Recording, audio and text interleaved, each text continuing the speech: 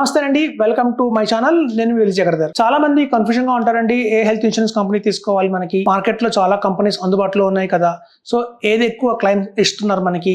So అట్లాగే ఎవరెవరి దగ్గర అయితే ఫండ్స్ ఎక్కువ ఉన్నాయి, కార్పస్ ఎక్కువ ఉన్నాయి, ఎక్కువ ప్రాఫిటబుల్ ఏ కంపెనీ ఉన్నారు, అలా చాలా మంది కన్ఫ్యూజన్ అయిపోతారండి. ఎక్కువ మంది పాలసీ బజార్ ని చూస్తారు.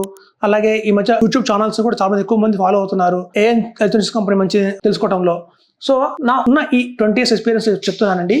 ఇవన్నీ కూడా మంచి కంపెనీలే. Star, Care, HDFC, Ergo, ICICI, Niva, Bupa, Manipal, Cigna ఇవన్నీ కూడా మంచి కంపెనీలే. అందరి దగ్గర కూడా ఒక మంచి పాలసీస్ ఉన్నాయండి. ఒక్కొక్కళ్ళు ఒక్కొక్క దాంట్లో స్పెషలిస్ట్గా ఉన్నారు. సూపర్ స్టార్ పాలసీ చాలా మంచి పాలసీ కంపేర్ టు అదర్స్ అని చెప్పొచ్చు.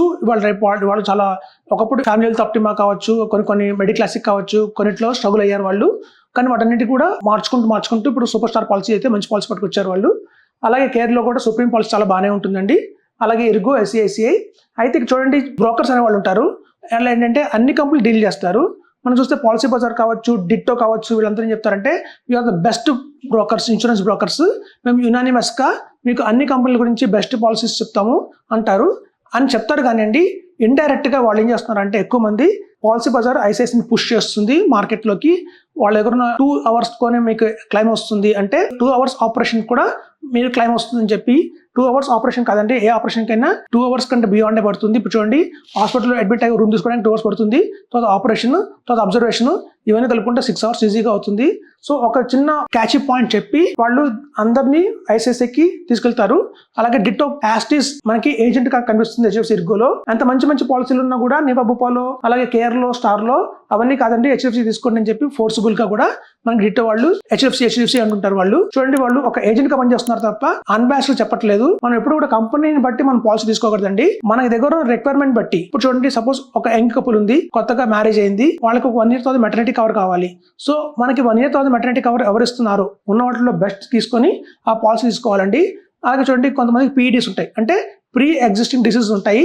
సో చాలా కంపెనీస్ ఏం చేస్తాయంటే పాలసీస్ పీఈడీస్ని 3 years తర్వాత కవర్ చేస్తాయి.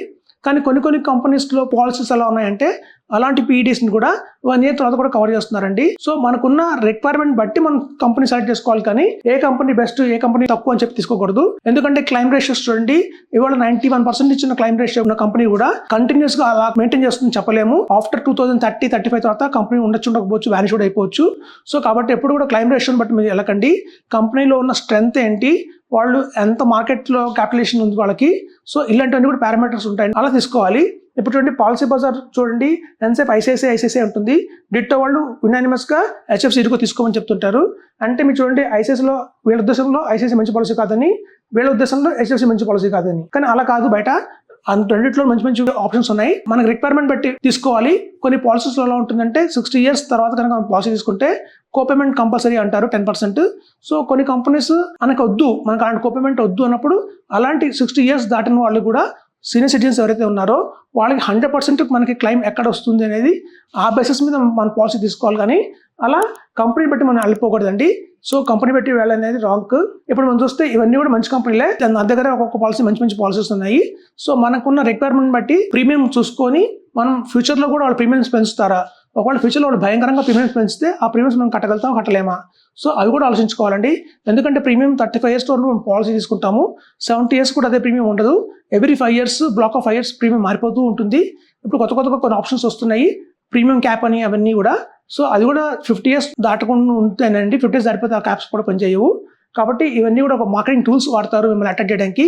సో కాబట్టి మీరు బాగా ఆలోచించుకొని తీసుకోండి పాలసీ అనేది. ఇవన్నీ కూడా మంచి పాలసీసే. ఇప్పుడు మేము చూస్తే మార్కెట్ క్యాపిటలైజేషన్ అంటే ఒక 100 మంది పాలసీలు తీసుకుంటున్నారంటే అందులో 30% ఎవరు తీసుకుంటున్నారు, మార్కెట్ క్యాపిటలైజేషన్ నెంబర్ 1 ఎవరున్నారు అంటే star health market capitalisation number 1 ఉంది. మనకి నెంబర్ 2 కేర్ ఉంది, నెంబర్ 3 నివా, భూపా ఉందండి. తర్వాత హెచ్డిఎఫ్సి ఇర్గో, ఐసిఐసిఐ వస్తాయి. సో కాబట్టి ఒక్కొక్క దాంట్లో ఒక్కొక్కరు నెంబర్ 1లో ఉన్నారు.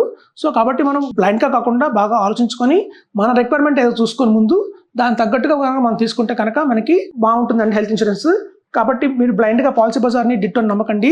వాళ్ళు మిమ్మల్ని చాలా మంది తప్పుదోవ పట్టిస్తున్నారు, నాకు వస్తున్నాయి కాల్స్ వాళ్ళ దగ్గర నుంచి. సో చాలా మంది పబ్లిక్ చెప్తున్నారు నాకు. సో అదండి, అవేర్నెస్ గా ఉండండి.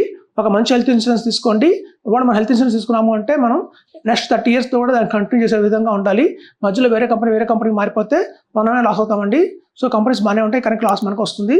సో ఇదండి ఒక మంచి బెస్ట్ హెల్త్ ఇన్సూరెన్స్ కంపెనీస్. ఈ టాప్ 6 కాకుండా మనం కనుక వేరే కంపెనీస్కి వెళ్ళడం వేస్ట్ అని చెప్తానంటే, ఇంకా చాలా కంపెనీస్ వస్తున్నాయి ఇప్పుడు కొత్తగా.